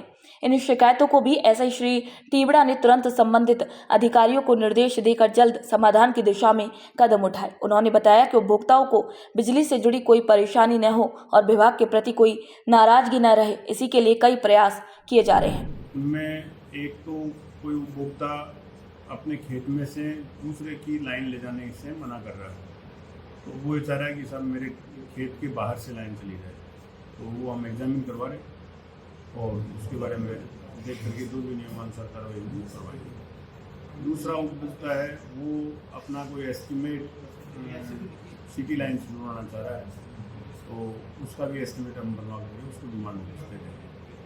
तीसरी एक कंप्लेंट हो रही है, तो ऐसी जो कंप्लेंट्स हैं उनका हम एग्जामिनेशन करवा रहे हैं, उसमें जो भी मदद होगी लोगों की हम करेंगे। बाकी ज़िले में हमारे पास में जो भी राजस्थान संपर्क पे डेली कंप्लेंट्स आती हैं या CCC पे जो भी कंप्लेंट्स आती हैं, हम उनका समयबद्ध तरीके से उनका निस्तारण कर रहे हैं और किसी भी तरह की कोई भी समस्या है उसका समाधान हम तुरंत कर रहे हैं।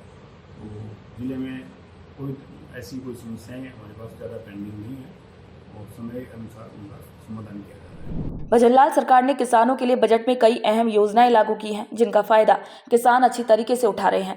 रामगढ़ किसान सेवा केंद्र पर कृषि पर्यवेक्षक श्री रामनिवास यादव किसानों को इन सरकारी योजनाओं की जानकारी दे रहे हैं और उन्हें इनका लाभ लेने के लिए भी प्रेरित कर रहे हैं। श्री रामनिवास यादव ने बताया कि राज्य सरकार ने किसानों की मदद के लिए कई योजनाएं चलाई हैं, जिनसे प्रदेश के किसानों की आर्थिक स्थिति मजबूत हो रही है। अब जो गवर्नमेंट ने किसानों की योजना करेगी उसके बारे में कृषि विभाग, एक उद्यान विभाग। अब कृषि विभाग में जो योजना है ना, उसमें मेन जो मुख्य DBT योजना उसमें ना फार्म पॉन्ड है, कारबंदी है, अपनी पाइपलाइन है, उसके अलावा जो स्थायी वर्मी कंपोस्ट है, जो और गोवर्धन जैविक इकाई है ना, जैसे अपनी जैविक खेती करने के लिए गोवर्धन जैविक इकाई है। और आजकल एक नई योजना और चली है जिसमें ना कृषक जो बैलों से खेती करते हैं ना, उनको गवर्नमेंट 30,000 प्रति वर्ष से ना अनुदान दे रही है बैलों से खेती करने पर। इसके अलावा ये तो आ गई है ना कृषि विभाग की। अब इसके अलावा जो है उद्यान विभाग की योजना है, मुख्य योजना, उसमें है पोली हाउस है, नेट हाउस है, इसके अलावा जो ना लो टनल है, मल्च, प्लास्टिक मल्च है, ड्रिप है ना 70% से 75% तक अनुदान दे रही है। सामान्य काश्तकार को 70% और लघु सीमांत SC/ST और महिला को 75% अनुदान है। उसके अलावा अपने ना हमारा सिंचाई है, हमारा सिंचाई करने के लिए ना उसमें 70% अनुदान गवर्नमेंट दे रही है। उसके अलावा है ना मिनी स्प्रिंकलर सिस्टम है, तो उसके लिए भी अपने गवर्नमेंट है ना किसानों को लगभग 70 से 75% अनुदान दे रही है। कितना लाभ मिल पा रहा है किसानों को इस योजना का? इसमें योजना बहुत से किसान है ना फायदा उठा रहे हैं। इसमें ना मेन जो यहाँ के जो काश्तकार फायदा उठा रहे हैं, उसमें ना एक तो हमने मिनी स्प्रिंकलर सिस्टम है, तो एक बार जैसे काश्तकार लगा लिया उसके बाद में ना कहीं पाइप वगैरह ना चेंज करने की जरूरत नहीं है, एक बार सेटअप कर दिया उसको ना, बाद में जब फसल तैयार हो जाएगी उसके बाद में ही उसको उठाएंगे।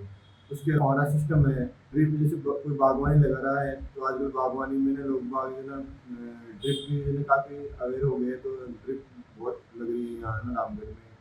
उसके अलावा जैसे पोलियो हाउस की फाइलें भी लग रही है, लेकिन पोलियो हाउस में क्या है, जैसे टारगेट अपने लिमिटेड टारगेट आ रहे हैं, फाइल ज़्यादा लग रही है, तो अपने लॉटरी सिस्टम हो रखा है, तो लॉटरी सिस्टम से ना पोलियो हाउस की और फिर नेट हाउस की फाइलें भी आ रही है। भजनलाल सरकार ने किसानों की फसल को आवारा पशु और जंगली जानवरों से बचाने के लिए तारबंदी योजना शुरू की।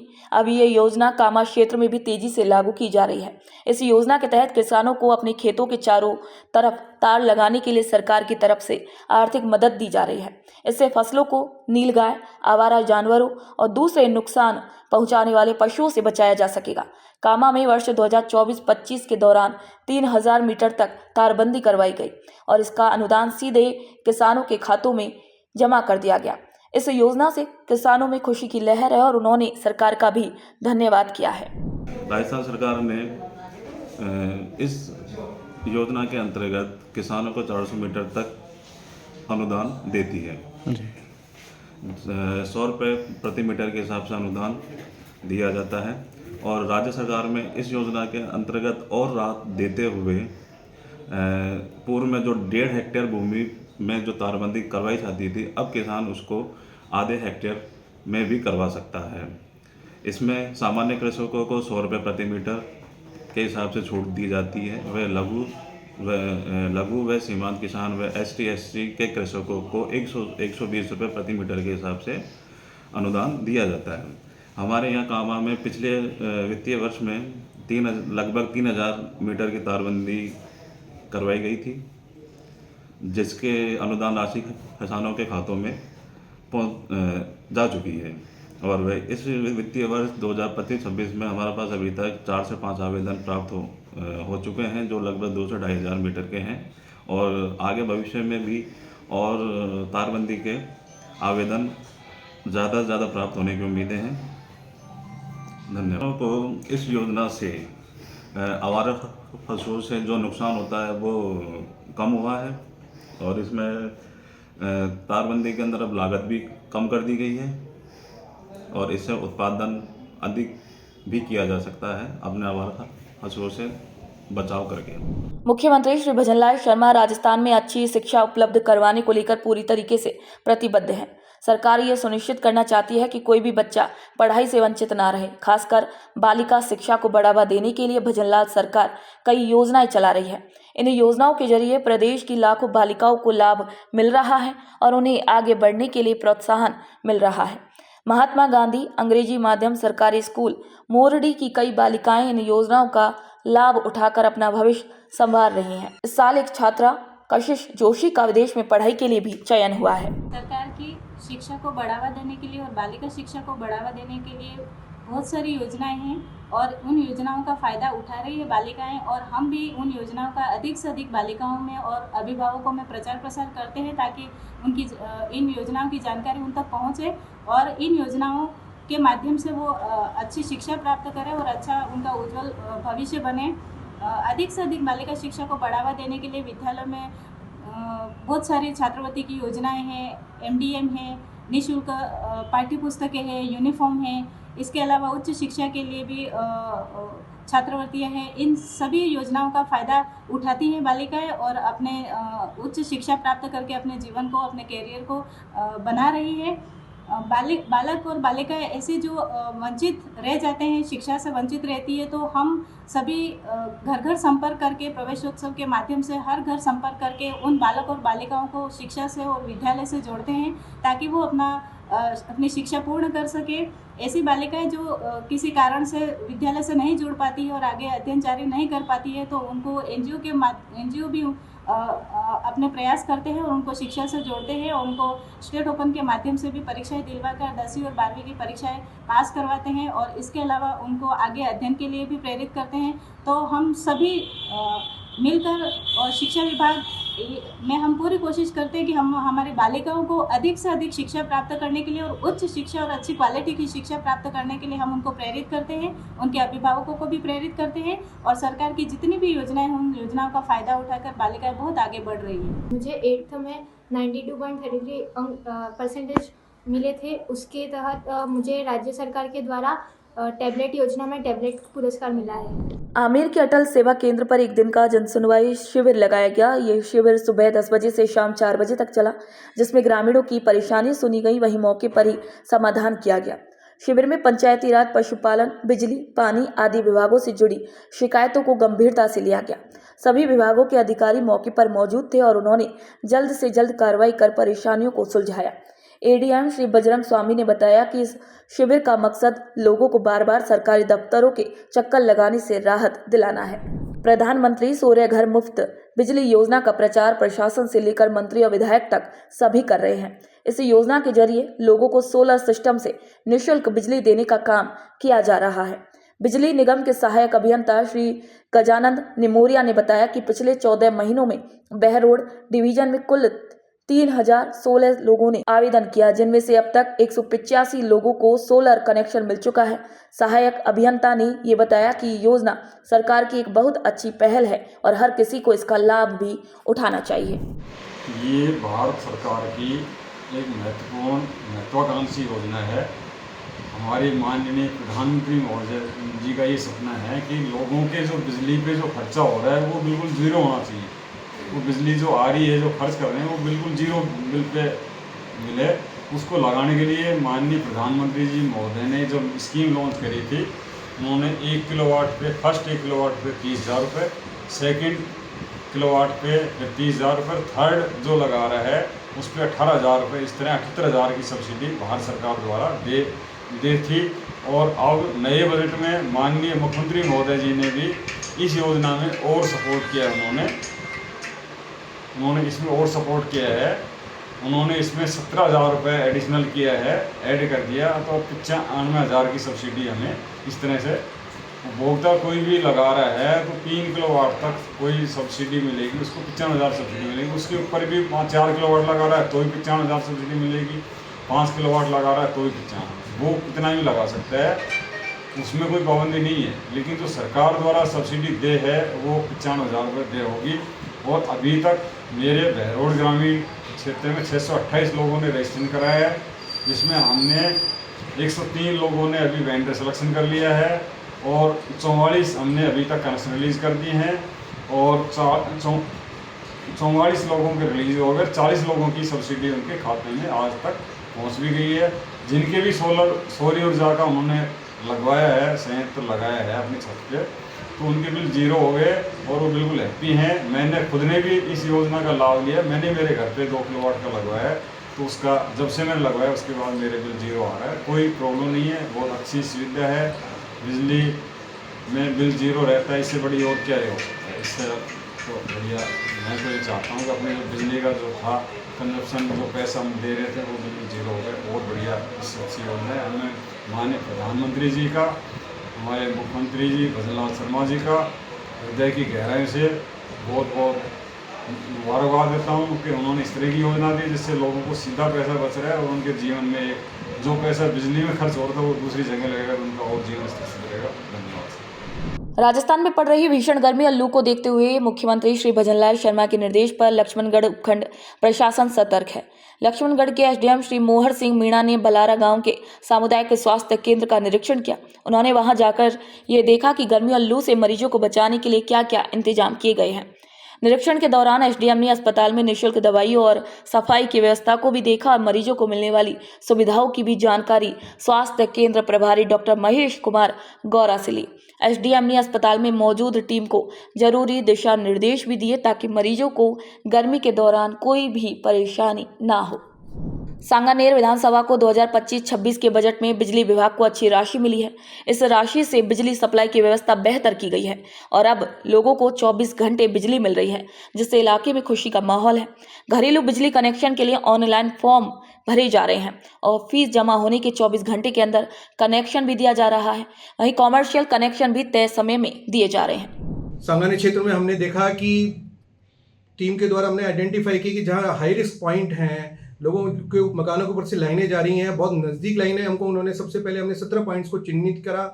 इसमें आदरणीय चेयरमैन मैडम की डायरेक्शन के द्वारा हमने 3.35 करोड़ रुपए के कार्य उन्होंने स्वीकृत किए और उनके मकानों के ऊपर से जा रही लाइनों को हमने हटाया।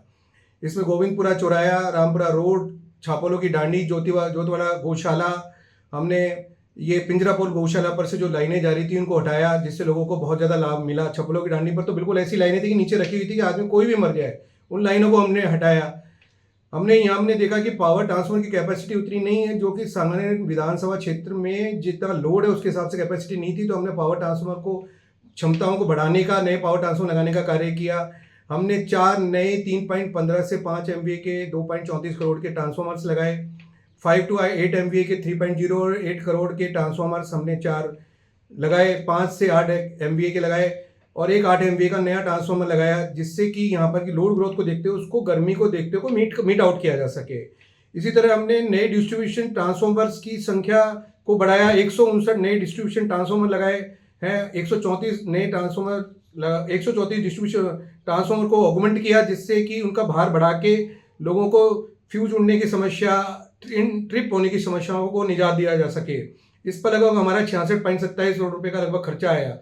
साथ ही हमने देखा कि यहाँ पर जो 11 kV के फीडर्स हैं, उन पर 200 एम्पियर से लोड कई फीडर्स पर बहुत ज़्यादा था। ऐसे फीडरों को हमने चिन्हित किया और लगभग हमने 44 फीडर जो 200 एम्पियर के ज़्यादा थे हमारे द्वारा, उनको RDSS में उन पर कार्य कराया जा रहा है और लगभग हमने 40 फीडर्स पर कार्य पूर्ण भी कर लिया गया है और किसी फीडर की क्षमता है वो 100 एम्पियर से ज़्यादा नहीं रह गई है, जिससे अगर गर्मी में लोड भी बढ़ता है तो उसको हम मीट आउट कर सकें, वो ट्रिप नहीं हो, हमारा सिस्टम ट्रिप नहीं हो।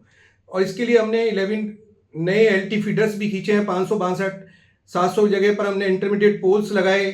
हमने 2 से 4 जगह पर नई केबल डाली है, जिससे कि हमारे सर्किट्स को लोगों को मैक्सिमम सुविधाएं मिल सके। साथ ही हमने लोगों के भार को समझते हुए, उपभोक्ताओं के भार को देखते हुए फीडर को, जो सब डिविजन्स थे उनको हमने छोटा किया, उनका आकार छोटा करा और हमने नए सब डिविजन्स बनाए। सांगानेर से हमने सांगानेर, मुहाना मंडी और शिकारपुरा नए सब डिविजनों का निर्माण किया और हमने मानसरोवर से मानसरोवर एवं पत्रकार कॉलोनी सब डिवीजन का निर्माण किया। प्रतापनगर से प्रतापनगर एवं NRI सब डिवीजन का निर्माण किया। साथ ही सीतापुर इंडस्ट्रियल की ग्रोथ को देखते हुए मैनेजमेंट ने, हमारी चेयरमैन मैडम ने एक नया इंडस्ट्रियल एक्शन ऑफिस वहाँ खोला, जिससे वहाँ लोगों को मैक्सिमम उनको सुविधाएं मिल सके, इंडस्ट्रियल को डेवलपमेंट तेजी से हो सके। सारे सब डिवीज़न नए अपने कार्यशील हो गए हैं, आ गए हैं। मुहाना मंडी और वहाँ शिकारपुरा, NRI, सीतापुरा एवं पत्रकार कॉलोनी वाले इन्होंने कार्य शुरू कर दिया है, जिससे लोगों को मैक्सिमम सुविधाएं मिल सके। उनके यहाँ पर इन नए ऑफिसों का निर्माण का कार्य भी साथ में चालू है। अच्छा, लोड ग्रोथ को देखते हुए माननीय मुख्यमंत्री ने, जिसके द्वारा जो निर्देशन अनुसार, हमारी चेयरमैन मैडम के निर्देशन अनुसार यहाँ नए 4 सब स्टेशन का निर्माण 33/11 kV सब स्टेशन का निर्माण किया जा रहा है, जिसमें कृष्णा सिटी, मधुरामपुरा बालाजी, रामनगरिया विस्तार एवं गणेश नगर में इनका निर्माण किया जा रहा है और 6 महीने के अंदर अंदर इनका कार्य पूरा कर देंगे, जिससे यहाँ पर लोड ग्रोथ को पूरा मीट आउट किया जा सके, लोगों को मैक्सिमम सुविधाएं मिल सके। राजस्थान के मुख्यमंत्री श्री भजनलाल जी शर्मा द्वारा लगाए गए स्टाफ की कर्मठता के कारण यहाँ पर विकास कार्यों में 4 ट्रांसफार्मर लगाए गए हैं, बिजली के झूलते हुए तारों को व्यवस्थित किया गया है। साथ ही जो 22 घरों के ऊपर होकर 11,000 kV लाइन गुजर रही थी, उसको माननीय मुख्यमंत्री के निर्देशानुसार हटाया गया है। हम सभी विकास समिति, सेवानगर विकास समिति की तरफ से उनका आभार प्रकट करते हैं। साथ ही यहाँ पे जो नालियों का काम तथा बिजली का काम अभी चल रहा है, जिसमें कभी भी यहाँ पे हमारी विकास समिति द्वारा 46 रोड लाइटें लगाई गई हैं, जिनसे सभी एरिया में प्रकाश हो रहा है और राजस्थान के मुख्यमंत्री जी की जय जयकार हो रही है और आगे जो भी कार्य हो रहे हैं वो विकासशील हो रहे हैं और सभी लोग उनके बहुत ही कृतज्ञता अपनी ग्रहण प्राप्त करते हैं। बोलो। सांगानेर में विगत 1 वर्ष में यदि पिछली गर्मियों और इस गर्मी की तुलना की जाए तो 1 वर्ष में विद्युत विभाग का जो कार्य हुआ है वो इतना सराहनीय है कि उसकी जितनी हम अच्छाइयाँ बताएं उतनी कम है। विगत 1 वर्ष में भजनलाल जी की सरकार आने के बाद सांगानेर में जो लाइट की कटौती बार बार होती थी, बार बार रोजाना ही लाइट की कटौती होती थी और इसकी परेशानियां आम जन को देखने को मिलती थी, अब वो समाप्त हुई है। और इसके लिए विद्युत विभाग ने जो लाइनों में जगह जगह फॉल्ट थे, उनमें जो कमियां थी उनको सुधारने का कार्य किया है। जहां मकानों के ऊपर से पावर की लाइनें जा रही थी उनको भी हटाने का कार्य किया गया है। इसके साथ ही जहां जहां पर ज़रूरत थी केबल की, जहां पर ज़्यादा कटौती होती थी, जहां पर ज़्यादा फॉल्ट होते थे और केबल की आवश्यकता थी, वहां पर केबल भी विभाग द्वारा लगाए गए हैं। इसके अलावा कम विद्युत जो है उपभोक्ता को मिलती थी, यानी कि वोल्टेज जो आते थे वो मकानों में कम आते थे। उसका कारण कई जगह कम क्षमता वाले ट्रांसफर और कम ट्रांसफर थे, तो ट्रांसफार्मर नए लगाए गए जहां जहां आवश्यकता थी और अधिक क्षमता वाले लगाए गए। इसकी वजह से यहाँ पर विद्युत की जो समस्याएं थी उनमें सुधार हुआ है और अब इस प्रकार की कोई समस्या देखने को नहीं मिल रही है। इसके अलावा अगर हम कनेक्शन की बात करें तो विगत 1 वर्ष पहले, पिछली गर्मी से पहले की हम बात करें, जब यहाँ पर भजनलाल जी की सरकार नहीं थी, तो यहाँ पर रोजाना कनेक्शंस के लिए कतार लगती थी और लंबी लंबी लाइनों में उपभोक्ता को परेशान होना पड़ता था, फिर भी बहुत समय तक कनेक्शन नहीं मिल पाता था। आज इसकी स्थिति में इतना सुधार है कि आप कनेक्शन की फाइल लगाते हैं तो 24 घंटे में ही आपको कनेक्शन मिल जाता है। इसी क्रम में जो लाइट की कटौती थी और जो विद्युत से संबंधित सभी प्रकार की समस्याएं थी वो आज समाप्त हुई है और 1 वर्ष में विद्युत के जैसे यहाँ पर सुधार देखने को मिले हैं। विद्युत विभाग और भजनलाल जी सरकार का ये एक बहुत ही अच्छा प्रयास है, जिससे जनता को किसी प्रकार की अब विद्युत की परेशानी नहीं रही है। फतेहपुर कस्बे के धानुका उप जिला अस्पताल में गुरुवार को संयुक्त निदेशक श्री सत्यनारायण धौलपुरिया ने निरीक्षण किया। उन्होंने अस्पताल के वार्ड, ओपीडी, टीकाकरण केंद्र, लैब, मेडिकल स्टोर और अन्य विभागों का दौरा कर चिकित्सा सुविधाओं की जानकारी ली। निरीक्षण के दौरान उन्होंने गर्मी और लू से बचाव के लिए की गई तैयारियों को भी देखा। इसमें उन्होंने कूलर, पंखे, साफ पानी, मरीजों के लिए आपातकालीन किट, ORS और सफाई व्यवस्था जैसी जरूरी चीजों की भी जांच की। लगी है, यहाँ पे दवाइयों की किसी तरह की कमी नहीं है और स्टाफ अच्छा काम कर रहा है। यहाँ के इंचार्ज साहब और आपके यहाँ के ब्लॉक सीएमओ साहब टीम वर्क से काम कर रहे हैं और फतेहपुर में किसी तरह की कोई ऐसी मुझे कमी महसूस नहीं है। पूरी टीम वर्क से काम कर रहे हैं, अच्छा काम।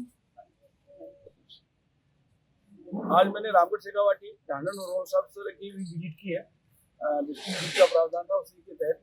वहाँ भी टीम अच्छा काम कर रही है। हमने देखा है कि अभी गर्मी का टाइम चल रहा है, वहाँ पे हमारे पास रिजर्व बेड भी होने चाहिए, वो व्यवस्था वहाँ के इंचार्जों ने करनी चाहिए। दवाइयों की उपलब्धता सुनिश्चित करने के लिए जब लोगों ने विजिट किए सभी इंस्टीट्यूट पे, रामगढ़, ढांढन, रोहन साहब सर और आपके फतेहपुर, दवाइयों की कहीं कोई कमी नहीं है। दवाइयाँ इनके पास सफिशिएंट मात्रा में है और किसी तरह की दवाइयाँ कमी यहाँ रहेगी भी नहीं। राजस्थान में PWD विभाग ने 5 साल की गारंटी वाली सड़कों की गुणवत्ता जांचने के लिए सगुनी यात्रा शुरू की। ये यात्रा 30 मार्च से शुरू हुई थी और 42 दिनों में पूरे प्रदेश के 33 जिलों में जाएगी। ये यात्रा झुंझुनू पहुंची, जो अब तक 31 जिलों तक पहुंच चुकी है। झुंझुनू में यात्रा का स्वागत आबूसर गांव के राजकीय पॉलिटेक्निक कॉलेज में किया गया। इस मौके पर PWD के गुण नियंत्रण प्रमुख और चीफ इंजीनियर श्री जसवंत लाल खत्री और उनकी टीम का स्वागत किया गया। कॉलेज के विद्यार्थियों ने रंगोली बनाकर अच्छी सड़कों और सड़क सुरक्षा का संदेश दिया। सार्वजनिक निर्माण विभाग और निदेशालय तकनीकी शिक्षा, इन दोनों विभागों के संयुक्त तत्वावधान में पिछले 30 मार्च यानी नव वर्ष प्रतिपदा 2082 से आगामी बुद्ध पूर्णिमा 12 मार्च तक राजस्थान के सभी जिलों की परिक्रमा करते हुए एक ये सगुनी यात्रा चल रही है। इस यात्रा का मुख्य उद्देश्य है समाज शक्ति को साथ लेकर, समाज शक्ति यानी पॉलिटेक्निक के हमारे जो तकनीकी शिक्षा में अध्ययनरत छात्र हैं उनको मैं प्रशिक्षण दिया है। सड़क के निर्माण के संबंध में, उनके अनुरक्षण रख रखाव के संबंध में 17 बिंदुओं के बारे में उनको एक चेकलिस्ट दी है। वो दिन भर यात्रा में हमारे साथ रहते हैं और उन बिंदुओं पर 100 अंक का मूल्यांकन करते हैं। दिन भर मूल्यांकन के बाद उन प्रपत्रों को हम एकत्र करते हैं। उन प्रपत्रों के आधार पर जिन जिन बिंदुओं पर संवेदकों द्वारा उनकी डिफेक्ट लायबिलिटी फील्ड में रख रखाव पे थोड़ी कसर है, कहीं कमी है, उनको फिर संबंधित और अधिकारियों को वापस से मुख्यालय से मुख्य अभियंता एवं अतिरिक्त सचिव महोदय के पत्र से वो पत्र जाएगा। इस प्रकार से एक यात्रा है। इस यात्रा का मुख्य उद्देश्य है कि समाज जीवन में लोक निर्माण सार्वजनिक निर्माण से सड़कों के संबंध में प्रामाणिकता, पारदर्शिता, शुचिता, मितव्यता और दायित्वबोध, इन 5 बिंदुओं को लेकर के समाज जागरण की ये सगुनी यात्रा है। अब तक राजस्थान के करीब सभी जिलों में केवल झुंझुनू का आज चल रहा है, चूरू और हनुमानगढ़ 2 जिले शेष बचे, बाकी सब जिलों में यात्रा अपना ये पड़ाव पूरा करते हुए आज यहाँ पहुंची है। ये यात्रा अंतिम जो हमारा ये पड़ाव है वो हनुमानगढ़ में 10 मई को रहने वाला है। 11 मई को वहीं पर इस यात्रा के समस्त बिंदुओं पर पूरी यात्रा की एक समीक्षा बैठक होगी, उसके बाद ये यात्रा पूर्ण हो जाएगी। आज ये यात्रा अभी यहाँ से 17 टीमें निकलने वाली है। झुंझुनू जिले की सभी जो गारंटी पीरियड की सड़कें हैं उन सब गारंटी पीरियड में सड़कों का निरीक्षण दिन भर किया जाएगा।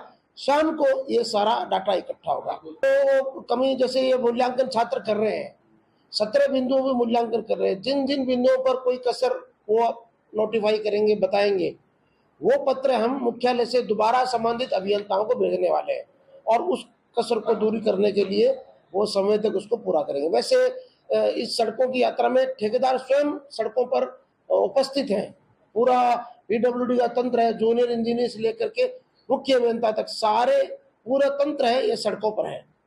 तो इस प्रकार की ये अलौकिक यात्रा है। अभी ये जो यात्रा है वो केवल डिफेक्ट लायबिलिटी पीरियड की सड़कों की यात्रा है जो कॉन्ट्रैक्टर ने बना दी और 5 साल तक कॉन्ट्रैक्टर को अपने स्वयं के खर्चे से उसको मेंटेन कर रहा है। अभी ये यात्रा है, ये इसका एक सीमित और क्षेत्राधिकार है। श्रीमान मुख्य अभियंता गुण नियंत्रण के नेतृत्व में पूरे राजस्थान में गारंटी अवधि की सड़कों को और पॉलिटेक्निक कॉलेज के छात्रों को एजुकेशन भी साथ साथ में, और वो हमें सड़कों का मूल्यांकन भी करेंगे। बच्चों का एजुकेशन होगी, सड़कों का मूल्यांकन होगा और सार्वजनिक निर्माण विभाग की सारी सड़कें एक बार निरीक्षण होने के बाद हम उसमें जो कमियां हमारे संवेदक के पार्ट पे रह गई हैं, कहीं मेंटेनेंस में कोई कमी आज के दिन है तो वो सारी उजागर हो जाएंगी। क्योंकि बहुत बड़ा नेटवर्क है, एक साथ सबका निरीक्षण विभागीय स्तर पे होना इतना आसान नहीं था। इस मुहिम में पूरे राजस्थान की सड़कों का निरीक्षण हो रहा है और 31वां जिला इस यात्रा का, टोटल 33 जिलों में यात्रा होगी, उसमें 31वां जिला अपना झुंझुनू है, जिसमें आज सभी गारंटी की सड़कों का निरीक्षण किया जाएगा। निरीक्षण में कमी मिलेगी वो ऑन पेपर आ जाएगी मार्किंग में, चूँकि कोई मार्क कटेगा तो वो उसके कमी को परिलक्षित करेगा, बताएगा, वो वापस फीडबैक आएगा हम फील्ड इंजीनियर्स के पास और उसकी पूर्ति करके सबूत हम उसका रिप्लाई मुख्यालय को भेजेंगे। इस प्रकार जो कमियां हैं वो दुरुस्त भी हो सकेंगी। 12 जिले के अंतामी अटल जन सेवा केंद्र के तहत पंचायत समिति में उपखंड स्तरीय जन सुनवाई शिविर आयोजित की गई। इस शिविर में लोगों की परेशानियां सुनी गई और कुछ का मौके पर ही समाधान किया गया। इस जन सुनवाई शिविर का निरीक्षण संभागीय आयुक्त श्री राजेंद्र सिंह शेखावत ने किया। शिविर में साफ सफाई, राशन कार्ड और पीएम आवास से जुड़ी शिकायतें आईं। इनमें से 3 परेशानियों का तुरंत निस्तारण कर दिया गया और बाकी शिकायतों के लिए संभागीय आयुक्त ने संबंधित अधिकारियों को जल्द समाधान के निर्देश दिए। शाहपुरा कस्बे के पीपली तिराहे पर प्रशासन ने आपात स्थिति से निपटने की तैयारी के लिए एक मॉक ड्रिल किया। यह अभ्यास एक बन रही बहुमंजिला इमारत में किया गया, जहां आग लगने और लोगों के फंसने जैसी स्थिति को दर्शाया गया। प्रशासन का कहना है कि इस तरीके की मॉक ड्रिल से न केवल तैयारियों का मूल्यांकन होता है, बल्कि आपसी समन्वय और त्वरित प्रतिक्रिया क्षमता भी मजबूत होती है। ऑपरेशन सिंदूर के बाद धौलपुर जिला प्रशासन ने मचकुंद रोड पर ये मानते हुए एक मॉक ड्रिल किया कि एयर स्ट्राइक हुआ है। जैसे ही सूचना मिली, जिला कलेक्टर श्री निधि बीटी, एसपी श्री सुमित मेहरा और अन्य अधिकारी तुरंत मौके पर पहुंचे। वहां राहत और बचाव का अभ्यास शुरू किया गया। ये मॉक ड्रिल ये देखने के लिए की गई थी कि आपदा की स्थिति में सभी टीमें कितनी तेजी और समन्वय के साथ काम कर सकती हैं। हमने यहाँ पे मॉक ड्रिल किया था। भारत सरकार के होम डिपार्टमेंट के गाइडलाइन के अनुसार हमने यहाँ मॉक ड्रिल किया।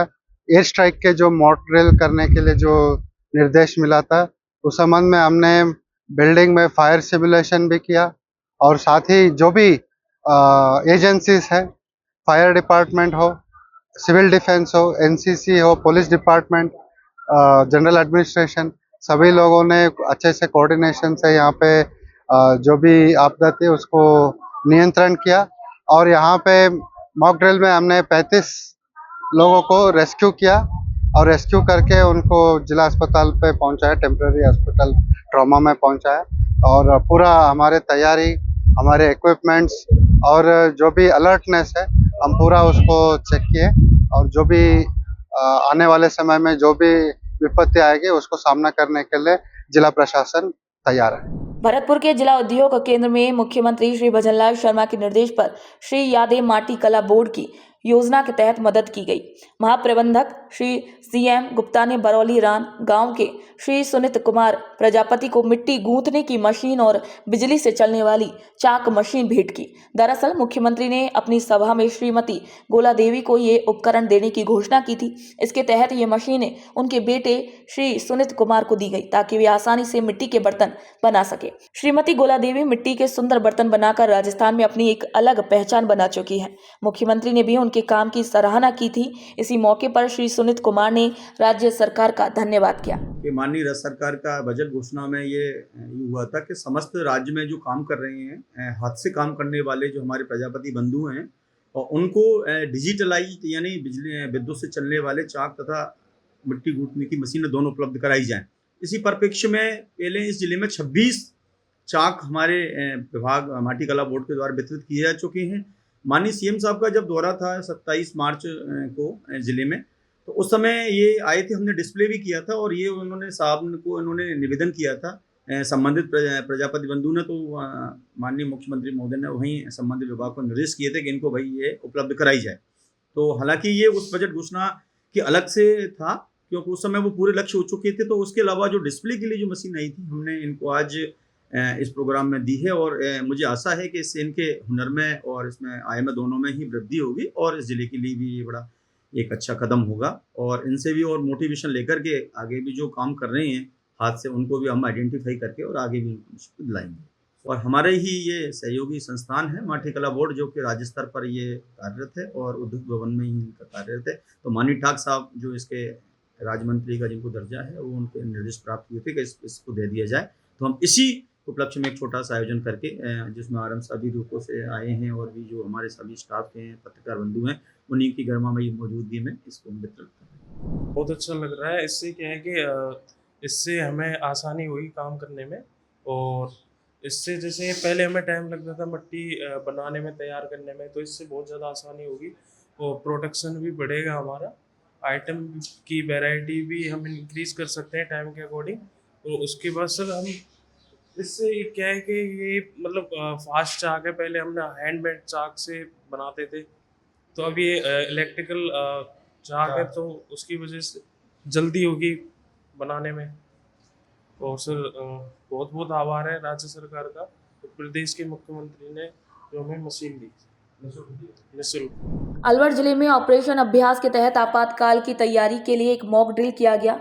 यह अभ्यास अरावली बिहार के थाने के पास डी मार्ट मॉल में हुआ, जिसमें हवाई हमले की जैसी आपात स्थिति में राहत और बचाव कार्यों का अभ्यास किया गया।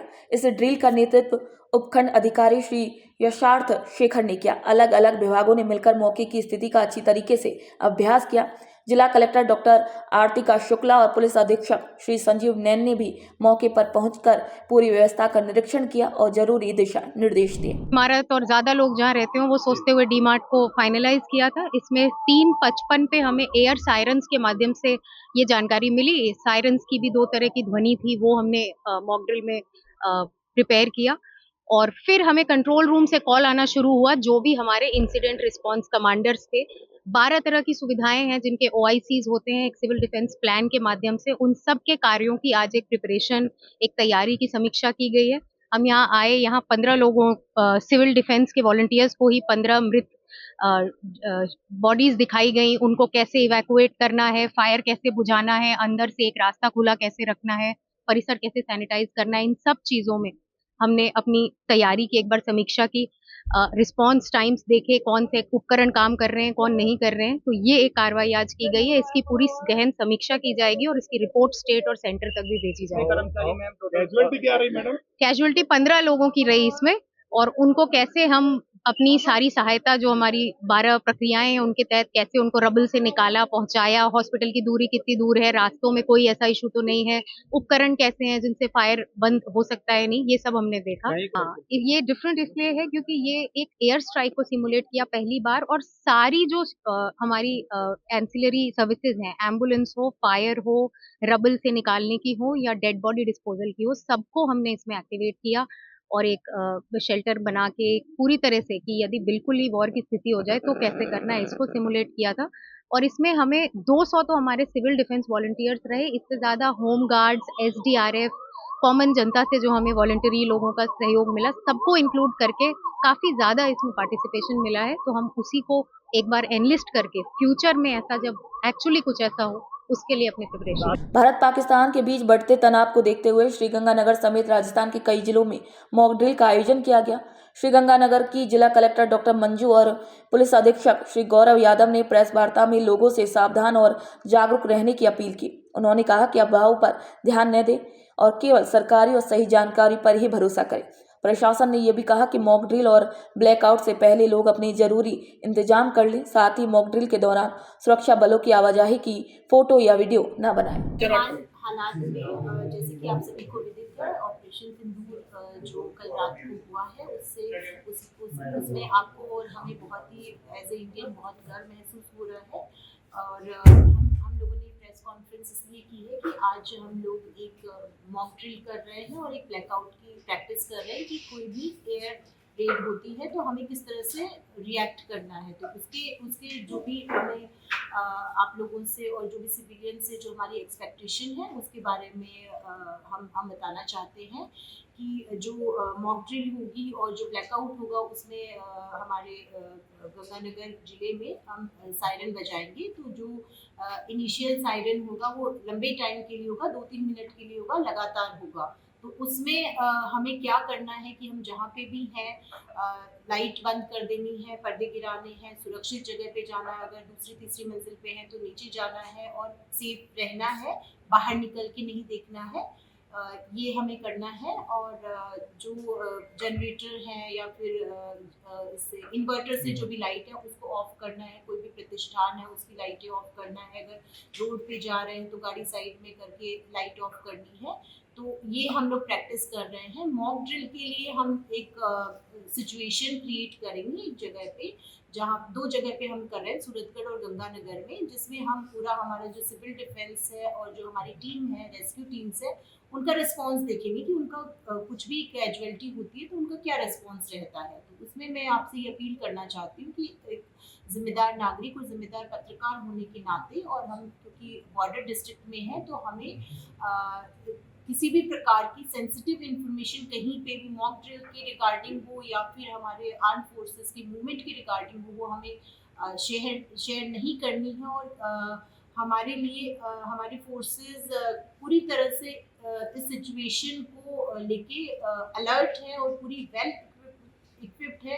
किसी भी प्रकार का पैनिक, कोई भी युद्ध का या किसी भी प्रकार का पैनिक हमें करने की जरूरत नहीं है। भरतपुर में आपात स्थिति से निपटने के लिए मॉक ड्रिल का आयोजन किया गया। जैसे ही सायरन बजा, शहर में पुलिस, एम्बुलेंस और अग्निशमन दल की गाड़ियां तेज गति से दौड़ने लगी।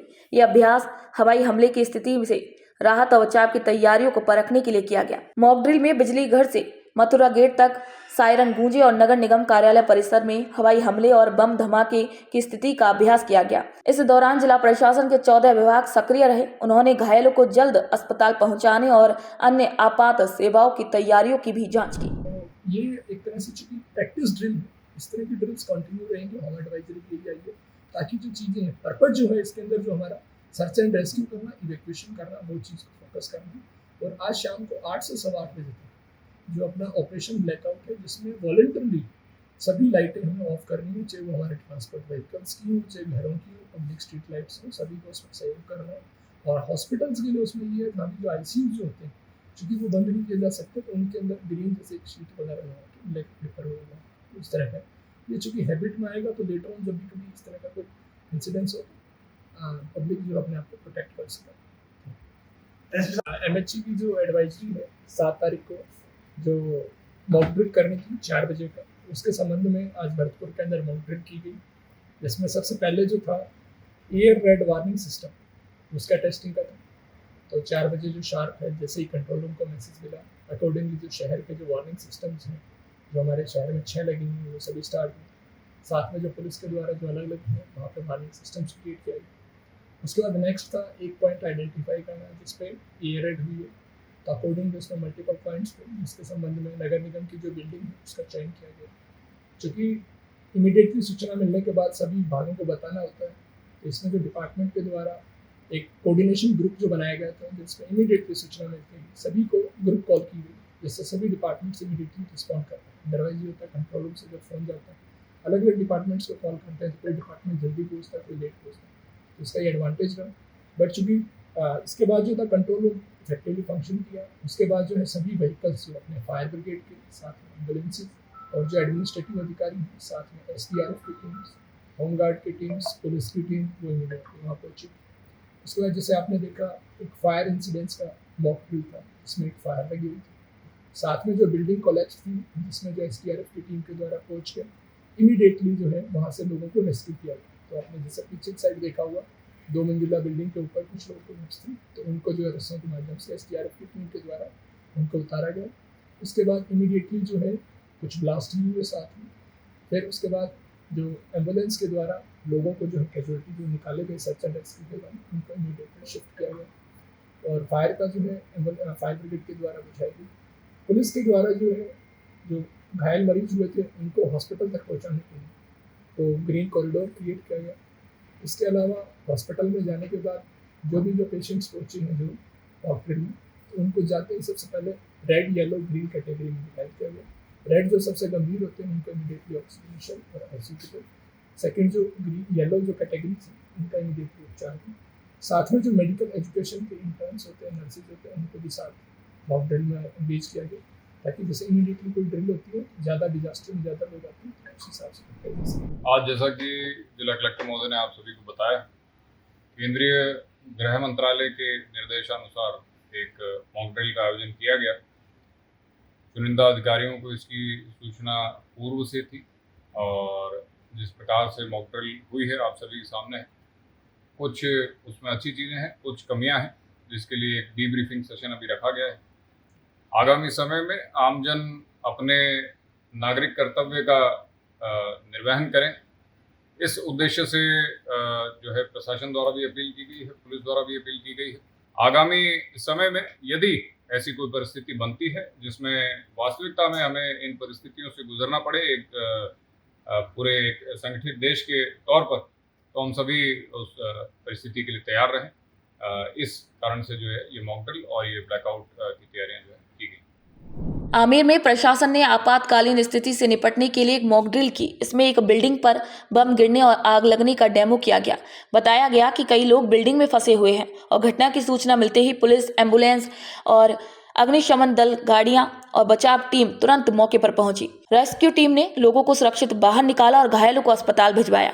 अभ्यास के दौरान टीमों के रिस्पांस टाइम को भी देखा गया, ताकि असली आपदा की स्थिति में तेजी से और भी बेहतर मदद दी जा सके। यह अभ्यास आम जनता की सुरक्षा और तैयारियों को जांचने के लिए किया गया था।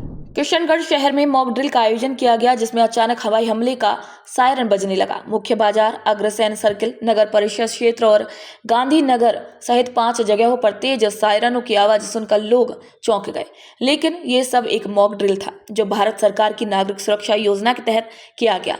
सायरन बजते ही शहर में ब्लैकआउट कर दिया गया। घरों, दुकानों, संस्थानों की बत्तियां बंद कर दी गई। बाजार अंधेरे में डूब गया, ट्रैफिक रुक गया और वाहनों की हेडलाइट्स भी बंद कर दी गई, ताकि युद्ध जैसी स्थिति का अभ्यास किया जा सके।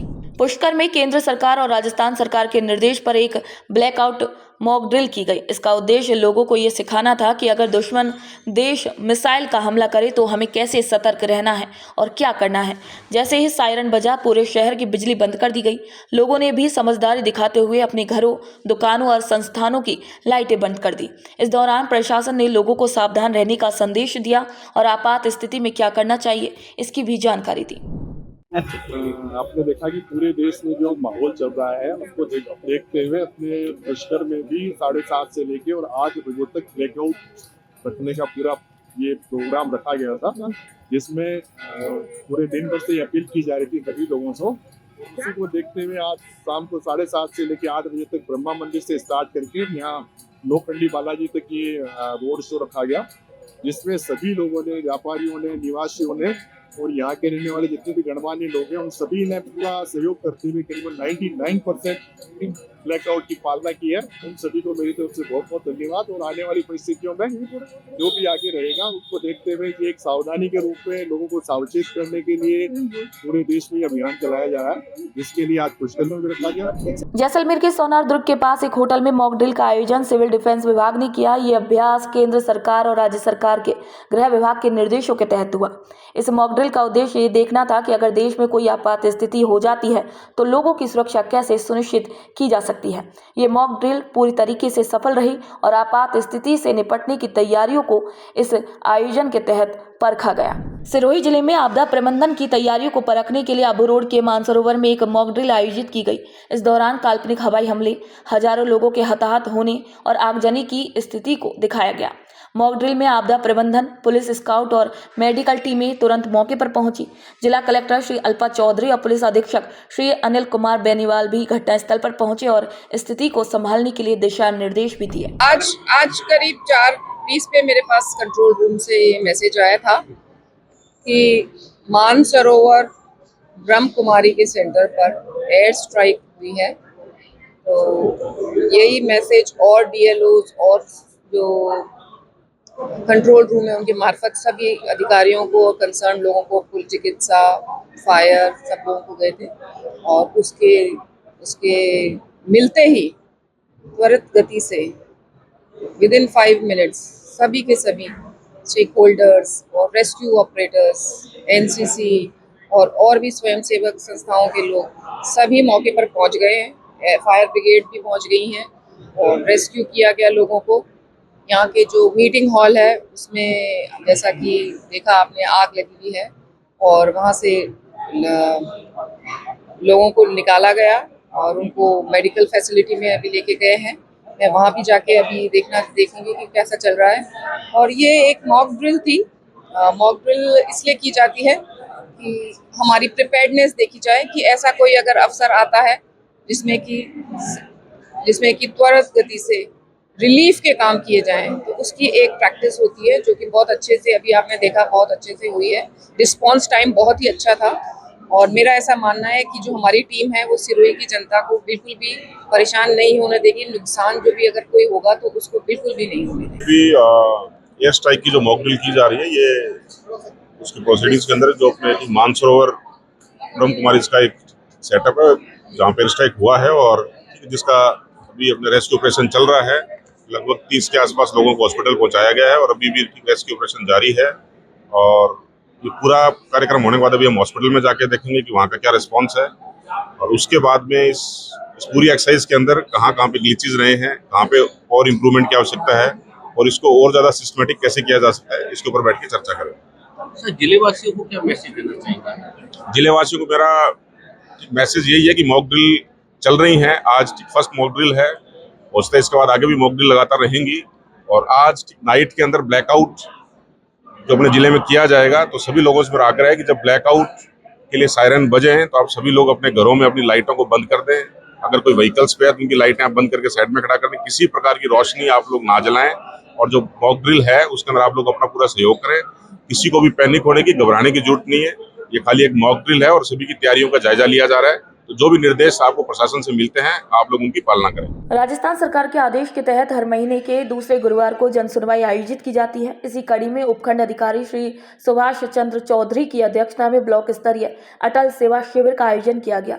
इस शिविर में 15 शिकायतें प्राप्त हुई। इनमें सबसे ज्यादा शिकायतें नगर पालिका राय सिंह नगर से संबंधित थी। इसके अलावा पंचायत समिति और तहसीलदार कार्यालय से भी कुछ शिकायतें आईं।